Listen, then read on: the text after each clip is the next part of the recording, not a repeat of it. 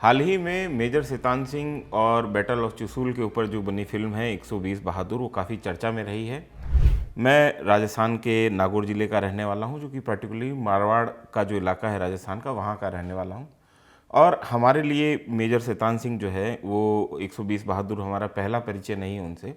बचपन से हम जो है मेजर शैतान सिंह के बारे में सुनते आए हैं, उनकी कहानियाँ सुनते आए हैं। राजस्थानी के एक बहुत फेमस कवि हैं कानदान कल्पित, उनकी एक पूरी एक कविता है मुरधर राम मोती, जो कि मेजर शैतान सिंह के कारनामे बैटल ऑफ चुसूल पे आधारित है। तो उसके अलावा मेरे एक दोस्त हैं जिनको 120 बहादुर ये जो फिल्म बनी है उसमें बतौर रिसर्चर जो है उससे जुड़े रहे हैं। और उन्होंने मेजर शैतान सिंह के ऊपर एक अच्छी किताब लिखी है, उनकी जीवनी लिखी है। और जय सामोता उनका नाम है, और जय हमारे साथ हैं आज मेजर शैतान सिंह के ऊपर बात करने के लिए कि असल में बैटल ऑफ चुसूल में हुआ क्या था, और मेजर शैतान सिंह और जो 113 कुमाऊं की जो चार्ली कंपनी है उसने किस तरीके से वो जो है लास्ट स्टैंड जो है वो उसकी लड़ाई लड़ी, आखिरी आखिरी गोली आखिरी आदमी तक किस तरीके से वो मोर्चे पे डटे रहे। तो जय हमारे साथ हैं। जय ने बहुत रिसर्च करके मेजर शैतान सिंह के ऊपर वो पुस्तक लिखी है, और हम जय से इसके बारे में बात करते हैं। तो जय, मतलब नमस्ते और स्वागत है आपका न्यूज़ पिंच पे। जय के बारे में भी थोड़ा सा बता देता हूँ। जय राजस्थान के संदड़ी, बड़ी बड़ी सादड़ी के रहने वाले हैं। ये मेवाड़ का इलाका है। तो मेवाड़ का एक लड़का कैसे एक मारवाड़ के मेजर साहब के को लेके इतना ऑब्सेस हुआ कि वो पहाड़ों की यात्राएं करने लगा और किताबों के लिए रिसर्च करने लगा। तो पहले आपकी जो हाँ, ये लिखने की यात्रा है उसके ऊपर थोड़ा सा बात करिए। तो बात करीब है 2017 की, जब मैं पहली बार मैंने मेजर शैतान सिंह के बारे में सुना। तो 2017 में हुआ ये कि मैंने एक किताब पढ़ी और उसमें मेजर शैतान सिंह की कहानी थी। पर वो कहानी सिर्फ उनकी लड़ाई से जुड़ी हुई थी कि उन्होंने लड़ाई में क्या किया और कैसे उन्हें परमवीर चक्र मिला।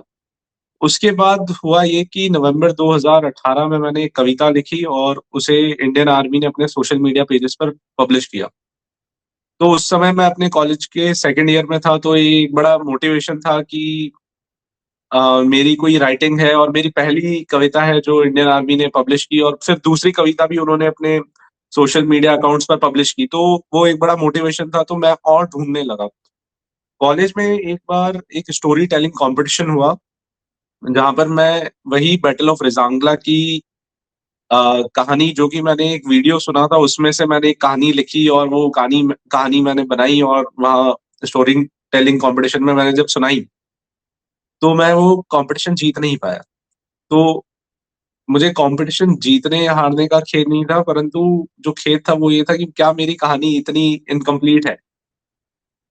तो उसने मुझे और क्यूरियस बनाया कि कैसे मैं मेजर शैतान सिंह के बारे में और ढूंढ सकता हूँ कि क्या ये इंसान कौन था और कैसे क्या-क्या हुआ इनके साथ। मैंने काफ़ी ढूँढने की कोशिश की, मैंने किताबें ढूँढी, पर कहीं मुझे बैटल ऑफ रिजांगला के अलावा कुछ नहीं मिला। हर जगह बस ये लिखा होता था मेजर शैतान सिंह का जन्म जोधपुर के पास एक गाँव में हुआ था। कॉलेज के बाद वो फौज में भर्ती हो गए और जोधपुर स्टेट फोर्सेस से कुमाऊँ रेजिमेंट में आ गए। तो ये मुझे बड़ा इनकम्प्लीट सा महसूस होता था। तो मैंने उनके परिवार को ढूँढना चालू किया। सबसे पहले मुझे पता चला उनके एक ही पुत्र हैं जिनका नाम है श्री नरपत सिंह, जो जोधपुर में विराजते हैं। तो मैंने उनका कॉन्टैक्ट ढूँढना चालू किया। जब मुझे उनका कॉन्टैक्ट मिला उसके करीब 4 महीने बाद, यानी कि करीब मैं 26 नवंबर 2019 को पहली बार मैं जोधपुर गया अपने जीवन में, और मैं उनके घर गया। तो मैं गया तो अपनी कहानी को कंप्लीट करने था कि जो मेरी स्टोरी है, मेरा आर्टिकल है वो पूरा हो जाए। कुछ मुझे डिटेल्स मिल जाए, कुछ किताब मिल जाए या कोई रेफ़रेंस मिल जाए उनके यहाँ से। परंतु जब उन्होंने मुझे बताया कि उनके पिताजी पे आज तक किसी ने कोई कार्य नहीं किया है, कोई बायोग्राफ़ी या कोई किताब ऐसी या कोई आर्टिकल नहीं लिखा है, जिसमें उनके जीवन का पूरा जो है डिटेल एक्सप्लेनेशन हो। तो मैंने उन्हें बड़े अ मैं कहूँगा बिना सोचे-समझे मैंने उनको ये वादा कर दिया कि आपके पिताजी की जो जीवनी है वो मैं लिखूँगा। अब मुझे नहीं पता था कि मुझे जीवनी लिखनी कैसे है? क्योंकि जीवनी लिखने के लिए आपको बहुत प्रयास करने पड़ते हैं, बहुत शोध करना पड़ता है और काफ़ी लोगों से मिलना पड़ता है। और उस टाइम मैं सिर्फ़ कॉलेज में पढ़ रहा था। तो मैंने सबसे पहले तो परंतु एक चीज़ ये अच्छी ये थी कि मैं जब स्कूल में था 11th-12th में, तो मैं बहुत ज़्यादा बायोग्राफ़ीज़ पढ़ता था। तो मुझे एक सांचा पता था कि एक बायोग्राफी का सांचा कैसा होता है। तो वो मुझे पता था कि बायोग्राफी में मुझे डालना क्या-क्या है। तो मैंने उसको बेस बनाया, उसको ब्लूप्रिंट बनाया और उसके ऊपर मैं काम करने लगा कि मुझे इनके पिताजी के बारे में ढूँढना है, क्योंकि वो भी एक बड़े अधिकारी थे जोधपुर स्टेट फोर्सेस में। और कैसे उनका स्कूलिंग हुआ, कैसे वो कॉलेज में थे, कैसे वो फोर्सेस में गए, तो मुझे एक ये सांचा पता था, ये ब्लूप्रिंट पता था, तो मैं उसपे काम करता गया और धीरे-धीरे मैं कॉन्टैक्ट्स बनाने लगा। जो उनके दोस्त थे या उनके रिश्तेदार थे, उनकी फैमिली से मैं मिलने लगा और धीरे-धीरे करके मैं आगे बढ़ा। तो रिसर्च में मुझे मज़ा आने लगा, परंतु जब मैंने सबसे पहले 3 चैप्टर्स लिखे थे 2020 में, तो वो मैंने डिलीट कर दिए। क्योंकि मुझे अंदर से महसूस हुआ कि ये तो कुछ नहीं है, ये तो बहुत कम मटेरियल है हुँ। और मुझे ढूँढना चाहिए। तो मैं फ्रीक्वेंटली जोधपुर जाने लगा और मैं उनके फादर और उनके अर्ली लाइफ़ पे काम तो करने इसमें लगा। रिसर्च में आपको कितना समय लग गया कुल मिला के? मुझे रिसर्च करने में करीब पौने 4 साल लगे। पौने 4 साल लगे। लंबा समय आपने जो हाँ, है इसको दिया। तो हाँ, मैं थोड़ा-सा बताना चाहता हूँ, मेरी जय से जो पहली मुलाकात हुई इंदौर में हुई थी, एक लिटरेचर फेस्टिवल लिट चौक करके होता है वहाँ पे। वहाँ पे और जय एकदम एकदम जैसे नौजवान जो बहुत अति उत्साह में, अति उत्तेजित, और उसने उस समय जय लिख के उन्होंने किताब खत्म ही की थी, मतलब हाँ। 2021 की बात है। 21 या 22 की बात है। नहीं, 2023 23 23 की दिसंबर बात की है, बात है। हाँ 23, हाँ 23 दिसंबर की बात है। उस समय जय ने खत्म ही की थी किताब, और मैं मेरे को बड़ा मतलब अच्छा लगा कि यार कोई जो है इतना जो है रिसर्च वर्क किसी हमारे हीरो पे, जो जिनको जिनके बारे में हमको स्कूल्स में पढ़ाया गया, जिनके बारे में हम सुनते रहे, लेकिन कोई व्यवस्थित काम जो है उनके ऊपर नहीं हुआ था, व्यवस्थित तरीके से उनकी बायोग्राफी नहीं लिखी गई। और मैं बड़ा खुश था कि कोई एक नौजवान है जो कि मतलब ऐसा काम कर रहा है। तो जय पहले जैसा कि आप जिक्र कर रहे थे कि मेजर सिद्धांत सिंह जी के जो पिता हैं, लेफ्टिनेंट कर्नल हेम सिंह भाटी, जो जोधपुर स्टेट फोर्सेस में थे और फ्रांस के हाँ। मोर्चे में लड़े थे पहले विश्व युद्ध के दौरान। तो इनके इनका क्या मेजर सिद्धांत सिंह के पारिवारिक बैकग्राउंड क्या पूरा, मतलब ये सेकंड जनरेशन सोल्जर थे, या मतलब उससे पहले भी मतलब कोई आर्मी में इस तरीके से रहा था? तो जोधपुर जो स्टेट फोर्सेस थी, तो उसमें जो जोधपुर लांसर्स एक बड़ी फेमस यूनिट हुआ करती थी। तो वो उसकी रेजिंग हुई थी करीब 1890 के करीब। सरदार रिसाला के और तौर पे। हम्म, सरदार रिसाला, बिल्कुल। हम्म, महाराजा जो है सरदार सिंह जी के नाम पर इसे रेज़ किया गया था, सर प्रताप ने इसे रेज़ किया था। हम्म, तो हुआ ये था कि उस ज़माने में जोधपुर में खेती बड़ी कठिन होती जा रही थी, क्योंकि पानी की कमी थी। तो बहुत सारे गाँव से आने वाले जो यंग लड़के थे, उन्हें रोज़गार देने के लिए और उन्हें उनका उत्थान करने के लिए इस यूनिट को रेज़ किया गया। और इसमें कई अ, जो राजपूत नौजवान थे, उन्हें भर्ती किया गया। तो इसी प्रकार मेजर शैतान सिंह के पिताजी जो हैं, वो 7 भाई थे, 7 में से करीब 4 या 5 ने जोधपुर की स्टेट फोर्सेस जॉइन की। और मेजर तो शैतान इनके सिंह के पिताजी जो की क्या ग्रैंडफ़ादर थे, वो एक किसान थे। पेरेंटल यूनिट जो थी वो जोधपुर लांसर्स थी? हाँ, इनके फादर शुरू से करीब 1906 में वो भर्ती हुए थे एज़ अ सवार अ, जोधपुर लांसर्स में, सरदार रिसाला में। और एज़ अ रिसालदार वो फर्स्ट वर्ल्ड वॉर में फ्रांस में लड़े थे, लड़े थे। जहाँ वो घायल भी हुए थे। और उसके बाद बैटल ऑफ ये जो इनका इंसिडेंट हुआ था, ये बैटल ऑफ हाइफा से पहले हुआ था, पहले हुआ 1916 में था, ये इंसिडेंट 16 में। हुआ था। तो क्योंकि जोधपुर लांसर्स का हम सिर्फ हाइफा की बात करते हैं, परंतु उससे पहले भी इनका काफ़ी एक्टिव रोल रहा है फर्स्ट वर्ल्ड वॉर में। बैटल ऑफ हाइफा मतलब जोधपुर लांसर्स की सबसे फेमस कैंपेन है, और मेरे मेरे हिसाब से दुनिया के इतिहास में आखिरी जो है कैवलरी चार्ज है वो, मतलब वो भी अपने आप में एक दिलचस्प बैटल रहा, बैटल ऑफ हाइफा के बारे में किसी दिन हम और बात करेंगे जय के साथ में। लेकिन फिलहाल जो है हेम सिंह भाटी का जो गांव है बानासर, वो जोधपुर के पास में ही पड़ता है, हम लोग अब उसे मेजर शैतान सिंह नगर के नाम से जानते हैं। तो आपका पहला दौरा जो है बानासर का कब हुआ? मेरे पहले दौरे में मुझे काफ़ी टाइम लग गया। 2019 में मैं पहली बार जोधपुर गया था और 2021 में मैं पहली बार बानासर पहुँचा था दिसंबर में। और काफ़ी एक अलग एक्सपीरियंस था बानासर का, क्योंकि उनके घर जाके और वो सारी चीज़ें देखना, करना, और ख़ासकर कि उनका जो एक मंदिर बना हुआ है, गाँव में उनकी पूजा होती है और गाँव में करीब-करीब हर घर में उनका एक पोर्ट्रेट लगा हुआ है, जिसपे माला चढ़ी हुई रहती है और उसपे तिलक लगाया हुआ होता है। तो वो परम पूजनीय है गाँव में और वो एक बड़ा अलग एक्सपीरियंस था कि आप जाके देखते हैं कि एक जो सैनिक है, जो शहीद हुआ है, उसको किस तरीके से भारत की जो आम जनता है, वो उसको किस तरीके से ट्रीट करती है और उसके परिवार को किस तरीके से ट्रीट करती है। तो वो ग्राउंड लेवल पे मैंने जब जाकर देखा तो बहुत ही एक अलग एक्सपीरियंस था मेरे लिए। परंतु उसके साथ-साथ ही बानासुर से मुझे काफ़ी कुछ चीज़ें देखने को मिली और कुछ काफ़ी कुछ उनके जीवन के बारे में मुझे पता चला कि कैसे डिफ़िकल्टीज़ उस ज़माने में रही होगी क्योंकि आज भी वह जो गाँव है, वहाँ खेती थोड़ी कठिन है, क्योंकि वो रेगिस्तान का इलाका है और वहाँ पानी की बड़ी समस्या होती है। तो उस ज़माने में आज तो फिर भी ट्यूबवेल्स आ गए हैं, काफ़ी कुछ इक्विपमेंट है, बट उस ज़माने में बड़ी दिक्कत हुआ करती थी। बारिश के तो अलावा कोई जरिया नहीं था हाँ, खेती के और लिए। ट्रांसपोर्टेशन बड़ा एक प्रॉब्लम था उस ज़माने में वहाँ पर, वहाँ के जैसे लोगों ने मुझे बताया, क्योंकि जो नियरेस्ट रेलवे स्टेशन था जोधपुर से जो रेल लाइन आती थी, तो वो करीब 6-7 किलोमीटर दूर एक रेलवे स्टेशन था, वहाँ पर आती थी। वहाँ से फिर या तो पैदल आया करते थे लोग या ऊँट गाड़ी से आते थे। पर रोड ट्रांसपोर्टेशन नाम की कोई चीज़ उस ज़माने में थी नहीं, बस ऊँट गाड़ी और बैलगाड़ी जो होती थी, उसी से ट्रांसपोर्टेशन होता था। उस दौर में पटवारी जैसे मारवाड़ में ऐसा होता था, पटवारी या ऊपर के जो अधिकारी होते थे उनको चलने के लिए जैसे अभी गाड़ियां मिलती हैं, उस समय ऊँट मिला करते थे। तो एक ऊँट जो है एक पटवारी या तहसीलदार को जो है रिसाले से दिया जाता था राज के समय। खैर वो पुरानी बात है। हम लोग लौटते हैं थोड़ा सा मेजर शैतान सिंह की तरफ।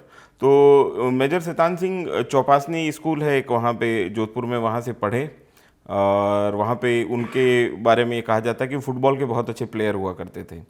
तो ये बात क्या आपको रिसर्च में मिली? तो मैं 2019 में पहली बार चपरासी स्कूल गया था और वो स्कूल स्कूल नहीं लगता, वो एक इंस्टीट्यूशन है खुद में, एक इतना बड़ा लेजेंड है वो स्कूल। वहाँ से इतने अधिकारी, इतने अफ़सर निकले हैं, जिसकी गिनती नहीं है और उस स्कूल का हर पत्थर एक हिस्ट्री बताता है। वहाँ स्कूल में आपको फर्श पे, पिलर्स पे हर जगह पुराने लोगों के नाम लिखे मिल जाएँगे। तो उस स्कूल में आप जैसे ही एंटर करेंगे, आपको करीब 2 या 3 ग्राउंड्स देखने को मिलते हैं, बड़े-बड़े फुटबॉल और क्रिकेट ग्राउंड्स। तो वो मैं आज की बात बता रहा हूँ, तो उस ज़माने में पता नहीं कितने और ग्राउंड्स इनके पास हुआ करते होंगे और ये सच बात है कि major Shaitan Singh local football legend थे। उनका फुटबॉल में बड़ा मतलब उनकी रुचि रहती थी और वो बहुत फुटबॉल खेला करते थे और उन्होंने कई नेशनल लेवल के, स्टेट लेवल के टूर्नामेंट उस ज़माने में खेले हैं। और सबसे ऊँचा उन्होंने स्कूल लेवल का उस ज़माने में एक टूर्नामेंट खेला था, लाभ Shankar football national football tournament, जिसमें उनकी टीम्स जो उनके स्कूल की टीम थी, वो रनर अप रही थी। और इनके जो स्कूल के प्रिंसिपल थे एपी कॉक्स, एक ब्रिटिश प्रिंसिपल थे और बाद में वो न्यूज़ीलैंड में जाके सेटल हो गए थे। तो उन्होंने अपने स्कूल में जो है एक्स्ट्रा करिकुलर्स पे बहुत ध्यान दिया था बच्चों के।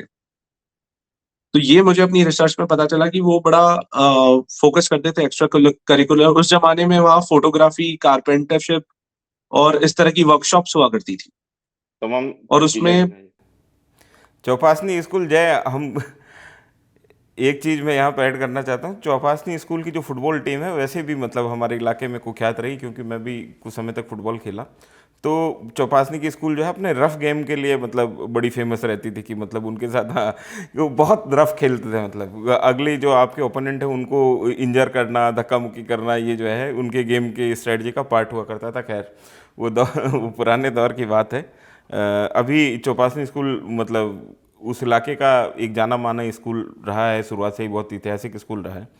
तो उसके बाद हम चलते हैं थोड़ा सा मेजर शैतान सिंह के जसवंत कॉलेज के दौर में, कि जसवंत कॉलेज में क्या आपको रिसर्च में क्या पता लगा? तो हुआ ये था कि चौपासनी जनरली पहले ये हुआ करता था कि चौपासनी को आप जैसे सैनिक स्कूल मिलिट्री के फीडर्स हैं, वैसे उस ज़माने में चौपासनी स्टेट फोर्सेस का या जोधपुर पुलिस का फीडर हुआ करता था।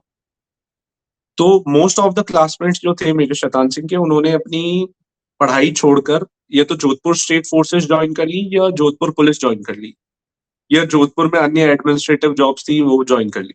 परंतु मेजर शैतान सिंह उन लोगों में से थे जो पढ़ना चाहते थे। तो उन्होंने अपनी हाई स्कूल कंप्लीट करने के बाद उन्होंने कॉलेज ज्वाइन किया, जहां उन्होंने बीए की डिग्री में अपना एनरोलमेंट किया। History, economics, Hindi and English उन्होंने पढ़ाई की वहां से, और वो वहां भी फुटबॉल खेलना कंटिन्यू उन्होंने रखा। और वहां पर जो है हिस्ट्री और इंग्लिश और हिंदी एवं इकोनॉमिक्स सारे सब्जेक्ट्स के काफी अच्छे टीचर्स थे। उस पर भी मैंने थोड़ा रिसर्च किया था कि टीचर्स कैसे थे। तो इनके टीचर्स जो थे वो इलाहाबाद यूनिवर्सिटी से पढ़ाने आते थे, और जोधपुर में जोधपुर एक बड़ा अच्छा वेल टू डू स्टेट हुआ करता था उस जमाने में, जहाँ हर तरह की सारी सुविधाएं मिल जाती थी बच्चों को, इंक्लूडिंग ट्यूशंस। मतलब कॉलेज एडमिनिस्ट्रेशन ने ट्यूशंस तक की व्यवस्था कर रखी थी कि अगर कोई बाद में जाके पढ़ना चाहता है तो टीचर्स उसको अवेलेबल कराए जाएंगे, और इवन हॉस्टल्स और खाने पीने की बड़ी अच्छी व्यवस्था उस जमाने में उन्होंने की थी। और इस कॉलेज में आने से पहले ही मेजर शैतान सिंह की शादी हो जाती है। जब वो फर्स्ट ईयर में होते हैं तभी करीब करीब उनकी शादी हो जाती है 10 जुलाई 1944 को। तो मेजर सुशांत सिंह का जब जोधपुर स्टेट फोर्सेस जब वो ज्वाइन करते हैं, उसके बाद में उनका कुमाऊं एक मतलब 1 अगस्त 1949 को वो शायद जो है जोधपुर स्टेट फोर्सेस ज्वाइन करते हैं आज़ादी के 2 साल बाद। लेकिन तब तक राजस्थान में जो रियासतें हैं उनका भारतीय संघ में विलय नहीं हुआ था, तो इनिशियली जो है वो पार्ट बनते हैं जोधपुर स्टेट फोर्सेस का, और वहाँ से वो उनको ट्रांसफ़र किया जाता है तेरा कुमाऊं में। तो ये तेरा कुमाऊं का सेंटर तो रानीखेत में है, मेरा अगर मेरी जानकारी ठीक है तो। बिल्कुल बिल्कुल, रानीखेत में कुमाऊं रेजिमेंटल सेंटर है। हम्म। तो फिर सो उसके, हाँ हाँ, इसके बाद में कहानी जैसे, एक्चुअली, हाँ, अब नहीं नहीं आप जैसे मतलब ये यहाँ से जोधपुर स्टेट फोर्सेस का इंटीग्रेशन जो उस समय मतलब अलग अलग ऑफिसर्स को अलग अलग रेजिमेंट में भेजा, वो क्या बिल्कुल। प्रोसेस रही? रियासतों के जो जो तो फौजें थी उनके अफसर जो हैं वो इंडियन आर्मी या हाँ, यूनियन ऑफ इंडिया की जो फोर्सेस हैं उसमें कैसे इंटीग्रेट किए? सो हुआ ये था कि मेजर शैतान सिंह जो है वो लॉयर बनना चाहते थे। वो फोर्सेस में कभी नहीं आना चाहते थे। उनकी बड़ी तीव्र इच्छा थी कि मैं लॉयर बनूं, बैरिस्टर बनूं। तो वो एलएलबी के लिए अप्लाई उन्होंने कर रखा होता है, और वो अपने एडमिशन का वेट कर रहे होते हैं, और वो साथ ही एक कॉलेज या कोई फुटबॉल टूर्नामेंट में पार्टिसिपेट कर रहे होते हैं। तो एक मारवाड़ फुटबॉल लीग करके एक टूर्नामेंट होता है, उसका वो मैच खेल रहे होते हैं, और उसी टाइम कर्नल मोहन सिंह जो जोधपुर बॉडीगार्ड दुर्गा हॉर्स के कमांडेंट होते हैं, वो मेजर शैतान सिंह से मिलते हैं और उन्हें कहते हैं कि तुम तो कर्नल हेम सिंह के बेटे हो। और तो वो एक नॉर्मल कॉन्वर्सेशन होती है, दो जो लोग मिलते हैं जान पहचान के, और वो क्या बात करते हैं कि तुम क्या करना चाहते हो जीवन में। मेजर शैतान सिंह कहते हैं कि नहीं, मैं बैरिस्टर बनना चाहूंगा और मैं फोर्सेज में नहीं आना चाहता। तो कर्नल मोहन सिंह उन्हें एक ओपन ऑफर करते हैं कि मेरे पास वैकेंसी है, अगर तुम आना चाहो तो हम टेस्ट वगैरह करके और तुम्हें भर्ती कर सकते हैं। तो मेजर शैतान सिंह जो है वो अपना मन बनाते हैं काफी समय लेके, और वो फिर अपना मन बनाने के बाद जोधपुर स्टेट फोर्सेस की दुर्गा हॉर्स में staff officer cadet, sorry, state officer cadet के तौर पर वो भर्ती हो जाते हैं। तो करीब 1.5 साल वो स्टेट ऑफिसर कैडेट रहने के बाद जब भारत जोधपुर का भारत में विलय होता है, तो उनका एक टेस्ट होता है जिससे उनको क्लियरेंस मिलता है कि वो इंडियन आर्मी के लिए एलिजिबल है। तो उन्हें ऑफिसर्स ट्रेनिंग स्कूल पूना भेजा जाता है एक सप्लीमेंट्री ट्रेनिंग के लिए। और वहां से वो करीब 1.5 महीने ट्रेनिंग करने के बाद 1 अगस्त 1949 को कोटा उमेद इन्फेंट्री नामक एक यूनिट, जो कि राजस्थान स्टेट फोर्सेस की यूनिट थी, उसमें उनका कमीशन होता है। और वो कमीशनिंग होने के बाद उनकी पहली पोस्टिंग आती है द्रास में। तो करीब 1 साल द्रास में काटने के बाद और कुछ कोर्सेज करने के बाद यूनिट उनकी नीचे आती है बीकानेर, और वहां पर उनका ट्रांसफर हो जाता है जोधपुर की सरदार इन्फेंट्री में। और जोधपुर सरदार इन्फेंट्री में 3 से 4 महीने सर्विस करने के बाद उनका परमानेंट ट्रांसफर हो जाता है कुमाऊं रेजिमेंट में, 6 कुमाऊं में। और वो जाते हैं वेस्ट में, बीकानेर में थे, वहां से वो ईस्ट में शिलोंग चले जाते हैं पोस्टिंग पे। और वो काफी रिगरस टेन्योर था 6 कुमाऊं का, एक काफी वो itself, the tenure itself is a history. तो वहां पर वो टेन्योर काटने के बाद उनकी ऑपरेशन काफी नागा हिल्स लंबी होता है जर्नी। उसी समय, हाँ। नागा हिल्स का जब ऑपरेशंस चालू हुए थे उससे पहले सबसे पहला जो डिप्लॉयमेंट था वो सिक्स कुमाऊं का था। एक स्पेशल रोल पे सिक्स कुमाऊं वहां गई थी और उनका सारा काम एक स्पेशल फोर्स बटालियन की तरह वहां पर चल रहा था। उनकी ट्रेनिंग बड़ी मेहनती थी और वो काफी अलग लेवल पर ट्रेन कर रहे थे physically and psychologically as well, क्योंकि इंडियन गवर्नमेंट चाहती थी कि जो नागा मूवमेंट चल रहा है इसको ज्यादा आगे ना बढ़ने दिया जाए, जो इंसर्जेंसी चल रही है उसको आगे ना बढ़ने दिया जाए, तो इसलिए वहां पर डिप्लॉयमेंट्स किए जा रहे थे। उसके बाद मेजर शैतान सिंह जाते हैं कुमाऊं रेजिमेंटल सेंटर। वहां पर वो कुमाऊं रेजिमेंटल सेंटर में एडजुटेंट रहते हैं, क्वार्टर मास्टर रहते हैं और ट्रेनिंग कंपनी कमांडर रहते हैं। उसके बाद मेजर शैतान सिंह को भेजा जाता है फिर से नागा हिल्स में 23 इन्फेंट्री डिवीजन में। वो स्टाफ ऑफिसर रहते हैं कुछ करीब 3 साल, और उसके बाद फाइनली वो 8 नवंबर 1960 को पहुंचते हैं तेरह कुमाऊं अंबाला में, जहां पे वो 3 इंच मोटा प्लेटून कमांडर रहते हैं कुछ समय।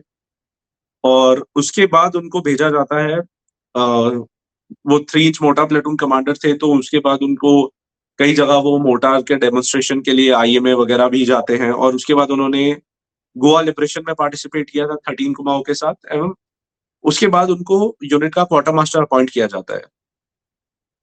तो कहानी उनकी 13 कुमाऊं तक पहुंचने की एक काफी लंबी कहानी है, बिकॉज वो ओरिजिनली थे 6 कुमाऊं से। मतलब उन्होंने जितना समय 6 कुमाऊं में काटा है उसके बाद रेजिमेंटल से उन्होंने सिर्फ 13 कुमाऊं के साथ 2 साल और 10 दिन काटे थे। और जो तेरह कुमाऊं की जो चार्ली कंपनी थी जिसको वो लीड कर रहे थे बतौर कंपनी कमांडर, उसमें ज़्यादातर नफरी जो है, ज़्यादातर सैनिक जो है वो दक्षिणी हरियाणा के रहने वाले थे। ऐसा क्यों हुआ? मतलब कुमाऊं, जैसा हम तो सामान्य तौर पर ऐसे समझते हैं कि जैसे राजपूताना राइफल्स है तो, या मराठा राइफल्स है, मराठा लाइट इन्फेंट्री वगैरह, तो या पंजाब रेजिमेंट है, जो इलाके की स्पेसिफिक जो रेजिमेंट्स हैं वहाँ पे इलाके के लोग होते हैं मतलब। और तेरह कुमाऊं में मतलब ज़्यादातर जो वो नफरी थी वो साउथ हरियाणा से थी। ऐसा किस तरीके से हुआ? तो हुआ ये कि प्री इंडिपेंडेंस या पोस्ट इंडिपेंडेंस अहीर समुदाय की अपनी कोई ऐसी रेजिमेंट या बटालियन नहीं हुआ करती थी। मोस्टली जो अहीर समुदाय के लोग थे वो 19 हैदराबाद, जो कि बाद में बनी कुमाऊं रेजिमेंट का हिस्सा हुआ करते थे। तो कुमाऊं 1959 में जनरल थिमैया जो कर्नल ऑफ द रेजिमेंट थे, उन्होंने एक निर्णय लिया कि हम एक पूरी बटालियन है वो फुल अहीर बटालियन बनाएंगे। तो सिक्स कुमाऊं की जो एक कंपनी थी वो पूरी अहीर कंपनी थी। टू कुमाऊं की एक कंपनी पूरी अहीर कंपनी थी, और 13 कुमाऊं की दो कंपनियां अहीर कंपनी थी और दो कुमाऊनी थी। तो उन 13 कुमाऊं की दो कंपनीज को टू कुमाऊं और सिक्स कुमाऊं के साथ एक्सचेंज किया गया, और सिक्स कुमाऊं और टू कुमाऊं की जो अहीर कंपनीज थी उनको 13 कुमाऊं में ट्रांसफर करके 13 कुमाऊं को 1959-60, जब जिस दौरान 13 कुमाऊं नागा हिल्स में काउंटर इंसर्जेंसी ऑपरेशंस में बिजी थी, तो उस टाइम पर ये ट्रांजिशन किया गया और ये ट्रांजिशन सक्सेसफुल रहा। और इस तरीके से पहली कंप्लीट अहीर बटालियन एग्जिस्टेंस में आई। इसके बाद 11 कुमाऊं को भी रेस किया गया, जो कि कंप्लीट अहीर बटालियन थी, अभी भी एग्जिस्ट करती है। तो इस तरीके से इस बटालियन को रेस किया गया था, 13 कुमाऊं को फुल अहीर इस तरीके से बनाया गया था। और इसमें जो मतलब मोस्टली पूरी बटालियन में चारों कंपनी मतलब दक्षिण हरियाणा या अहीर, मतलब अहिर हाँ समुदाय बिल्कुल, की? बिल्कुल सारी नफरी जो है वो अहीर नफरी होती है। हम्म। तो 13 कुमाऊं में जनरली जो कंपोजिशन है अहीर का, वो आते हैं साउथ हरियाणा, नॉर्थ राजस्थान और वेस्टर्न यूपी के अहीर्स हैं उसमें। तो अहीरवाल रीजन इसे कहा जाता है। वहां के ट्रुप्स बहुत महेंद्रगढ़, नारनौल, करीब रेवाड़ी करीब वाला जो सारे ही इलाका हम ट्रुप्स लोग उस एरिया समझते से आते थे। हाँ, तो सारे ही ट्रुप्स उस एरिया से आते थे, और उस तरीके से 13 कुमाऊं में जनरली, या आप कह लीजिए 70 to 80% जो है वो ट्रुप्स जो है साउथ हरियाणा और नॉर्थ राजस्थान के थे। हैं। अब हम लोग जो बात करते हैं थोड़ा सा बैटल ऑफ रेजांगला, या जिसको चुसुल की लड़ाई भी कहा जाता है हमारे सामान्य तौर पे, तो ये चुसुल और रेजांगला में क्या डिफरेंस है? मतलब दो नाम क्यों हमको सुनने को ओके, मिलते तो चुशूल इम्पोर्टेंट इसलिए बना क्योंकि वहां पर 1951 अगस्त में एक ब्रिगेडियर बाग सिंह ने एक एयर स्ट्रिप की स्थापना की थी। और वो एयर स्ट्रिप इसलिए एग्जिस्टेंस में आई क्योंकि उस समय जब 1951 से पहले कोसैक्स और एक सेकंड मैं नाम भूल रहा हूँ। सो बेसिकली रशियंस और तिब्बतियंस में कुछ टकराव चल रहा था, और वो कोसैक्स, रशियन कोसैक्स थे, वो इंडियन टेरिटरी में आने की कोशिश कर रहे थे। तो हमने वहां पर एक कंपनी डिप्लॉय की थी, सिख बटालियन, एक 4 सिख बटालियन की एक कंपनी वहां डिप्लॉय की गई थी। और वहां से उन ट्रुप्स को मेंटेन करना बड़ा मुश्किल था, क्योंकि रोड ट्रांसपोर्टेशन बिल्कुल वहां पर था ही नहीं। म्यूल ट्रैक्स जरूर थे ओल्ड सिल्क रूट के, परंतु वहां पर कोई रोड ट्रांसपोर्टेशन नहीं था। तो 19 डिव जो था, 19 इन्फेंट्री डिव, उसने फैसला लिया कि हम एक एयर स्ट्रिप वहां पे स्टैब्लिश करते हैं, ताकि हम एक कंपनी या अगर हम आगे डिप्लॉयमेंट भी करते हैं तो उसको हम मेंटेन करने के लिए हमारे लिए काफी आसानी रहेगी। तो इस तरीके से वो स्टैब्लिश हुआ, और उसकी जो पहली लैंडिंग थी उसमें भारत के तत्कालीन प्रधानमंत्री पंडित जवाहरलाल नेहरू, उनकी बेटी श्रीमती इंदिरा गांधी, वो वहां पर लैंड हुए थे 29 अगस्त 1951 में। और फिर उसके बाद चुशूल एयरफील्ड कुछ समय तक चालू रहा, उसके बाद वो अनऑपरेशनल हो गया। फिर 1959 में जब चाइना की तरफ से हमें परेशानी होने लगी, जब चाइना काफी हमें बॉर्डर्स पे पोक करने लगा और सारी चीजें हुई, तो उसके बाद हमने फैसला लिया कि हम चुशूल एयरफील्ड को फिर से एस्टैब्लिश, मतलब रिवाइव री करेंगे। एस्टैब्लिश करेंगे। हाँ, रिवाइव करेंगे। और उस टाइम फिर एक recce come petrol and construction party वहां जाती है, वो चुशूल एयरफील्ड को रिवाइव करते हैं, और इस बार उसका एक्सपांशन भी करते हैं थोड़ा।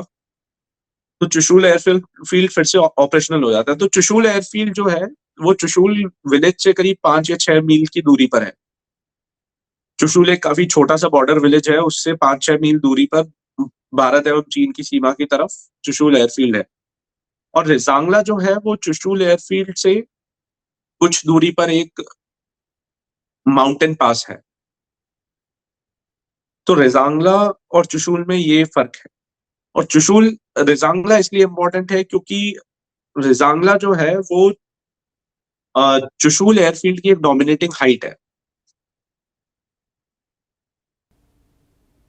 तो अच्छा, ये रेजांगला और चुशूल के बीच का जो फ़र्क आपने बता दिया, तो आसपास उसी इलाके में लड़ाई हुई। तो क्या, जैसे हम बार बार ये कहते हैं कि इस कंपनी ने लास्ट स्टैंड लड़ा, मतलब आखिरी आखिरी आदमी, आखिरी गोली तक ये लोग लड़ते रहे, ऐसे बहुत कम उदाहरण जो है हमको इतिहास में देखने को मिलते हैं। बैटल ऑफ सारागढ़ी उनमें से एक उदाहरण है। उसके बाद मेरे को लगता है, लेकिन वहाँ पर भी इतनी इतनी तादाद में सैनिक नहीं थे। एक पूरी कंपनी जो है वो आखिरी आदमी, आखिरी गोली तक लड़ने को तैयार हुई। तो ये क्या इनको पीछे हटने का हुक्म नहीं था? उस समय की परिस्थिति कैसी थी? वॉर कैसे बिल्डअप हुआ? क्या क्या सिचुएशन थी उस समय की? सो बेसिकली हुआ ये था कि 1962 में धीरे धीरे हमने डिप्लॉयमेंट को थोड़ा एग्रेसिव करना चालू कर दिया। पहले वहां पर 3 बटालियंस हुआ करती थी। 14 जैक मिलिशिया जो कि दौलत बेग ओल्डी सेक्टर में थी, 1-8 गोरखा राइफल्स चुशूल सेक्टर में थी, और 7 जैक मिलिशिया जो है वो इंडस वैली सेक्टर में हुआ करती थी। तो चुशूल सेक्टर की जिम्मेदारी जो है वो पूरी 1-8 गोरखा राइफल्स के हाथ में थी। तो उसके बाद एक एक्सपेरिमेंट के तौर पर 5 जाट को, जो कि एक प्लेन्स बटालियन है जिसके सारे ट्रुप्स प्लेन से आते हैं, अब तक तीनों बटालियन थी, उनके ट्रुप्स जो है माउंटेनियस रीजन्स जैसे लद्दाख हो गया, नेपाल हो गया या कश्मीर हो गया, वहां से आते थे। परंतु अब जितने ट्रुप्स थे प्लेन्स से, एक एक्सपेरिमेंट किया गया कि प्लेन्स के ट्रुप्स लद्दाख में कैसे सर्वाइव कर सकते हैं। तो 5 जाट को काफी फास्टली मूव किया गया, और उन्हें बहुत ही स्पीड से वहां पर अप्रैल में बटालियन मूव हुई, और मई में उनका डिप्लॉयमेंट हो गया लद्दाख में। एक्लिमेटाइज तो करने का बहुत समय नहीं मिला। फाइव एक्लिमेटाइज करने का समय उन्हें डायरेक्टली ले में नहीं मिला, ऊपर की तरफ उन्हें एक्लिमेटाइज करने के लिए, जैसे थॉइस हो गया या चुशूल डायरेक्टली कुछ जो है सोल्जर्स को चुशूल में लैंड कराया गया और कुछ को डायरेक्ट थॉइस में लैंड कराया गया। ले में यूनिट का सिर्फ अल्फा कंपनी पहुंच पाई थी, बाकी दूसरों को सीधा डायरेक्टली अपनी लोकेशंस पे ही बाय एयर में ड्रॉप किया गया वहां पर।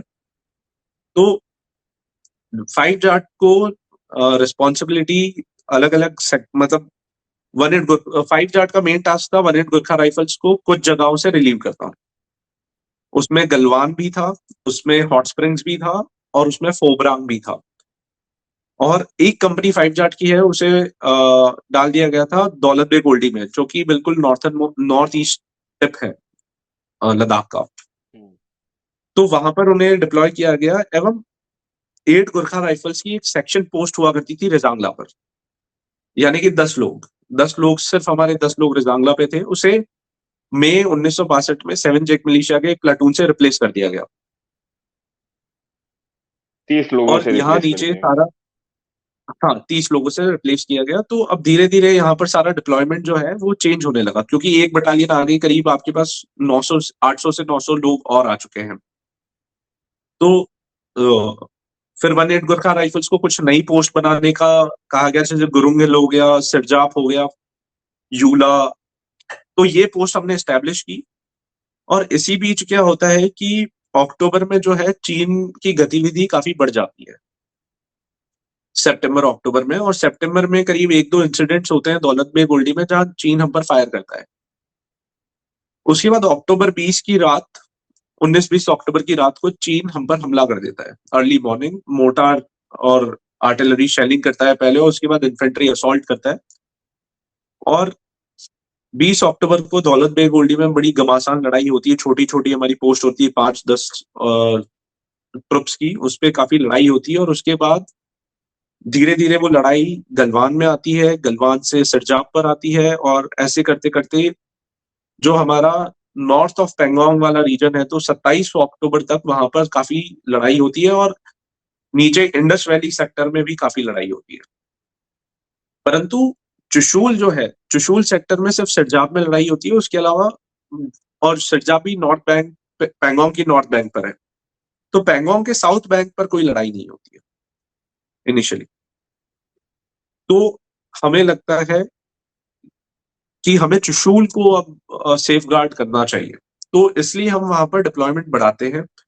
13 कुमाऊं को सितंबर अक्टूबर में बारामूला से श्रीनगर, श्रीनगर से लद्दाख मूव कर दिया गया होता है। सो 13 कुमाऊं जो है वो अक्टूबर में ले पहुंच जाती है। और अक्टूबर में उनका, अक्टूबर से मार्च तक उन्हें उनका बेसिक जो एक प्लान था वो था अक्टूबर से मार्च तक 13 कुमाऊं जो है ले में रहेगी, एक्लिमेटाइज करेगी और एरिया से फेमिलियर होगी। परंतु जब लड़ाई चालू हो जाती है तो 13 कुमाऊं को ऑर्डर्स मिलते हैं, इंस्टेंट ऑर्डर्स मिलते हैं मूव करने के लिए।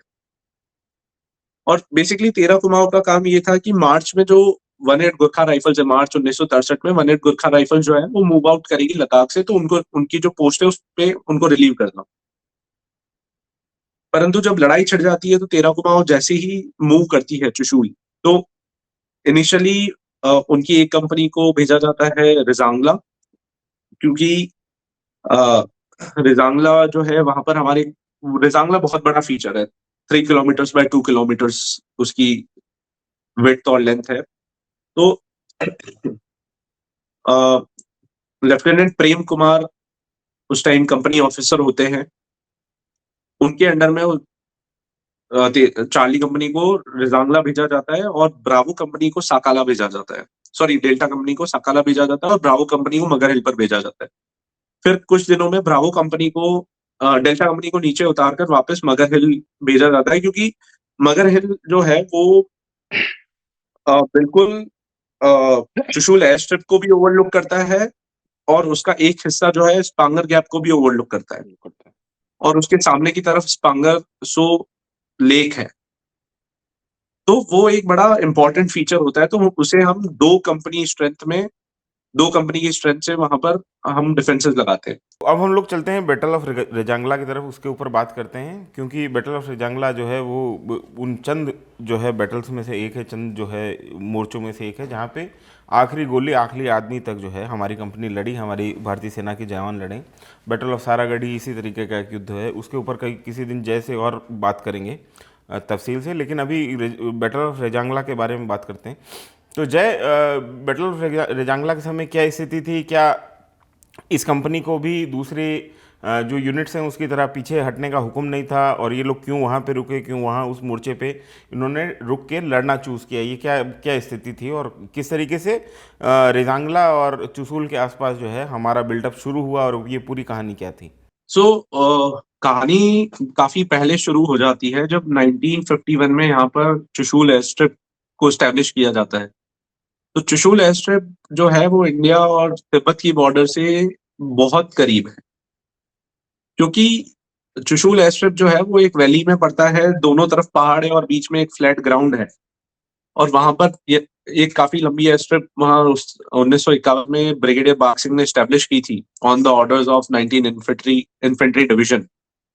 तो वहां पर पहली लैंडिंग जो हुई थी वो की थी तत्कालीन प्रधानमंत्री जवाहरलाल नेहरू जी एवं उनकी सुपुत्री मिसेस इंदिरा गांधी ने। तो वहां पर चुशूल एयर स्ट्रिप का कुछ समय तक यूज किया गया, उसके बाद वह अनऑपरेशनल हो जाती है। 1959 में जब चाइना अपनी बॉर्डर पे गतिविधि बढ़ा देता है, तो इंडिया भी फॉरवर्ड पॉलिसी जब इम्प्लीमेंट करना चाह रहा था, उससे पहले इंडिया वहां पर मिलिट्री डिप्लॉयमेंट बढ़ाना चाहता था।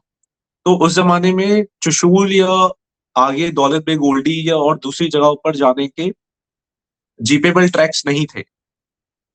लेह तक ही एक रास्ता आया करता था और उसके बाद सारे म्यूल ट्रैक्स थे।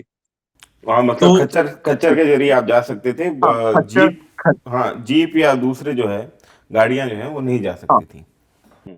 तो 1959 में चुशूल एयर स्ट्रिप को फिर से रिवाइव किया गया। एक रैकी कम कंस्ट्रक्शन पार्टी वहां पर गई, उसमें इंजीनियर्स थे, उसमें अलग अलग ब्रांचेस के ऑफिसर्स थे, वो सब गए और वहां पर उन्होंने बैरक्स बनाए, वहां पर चुशूल एयर स्ट्रिप को रिवाइव किया। उसके बाद नीचे फुकचे में एक एयर स्ट्रिप को पर काम किया गया, और ऊपर दौलत बेग ओल्डी एवं थॉइस की एयर स्ट्रिप पर भी काम चल रहा था।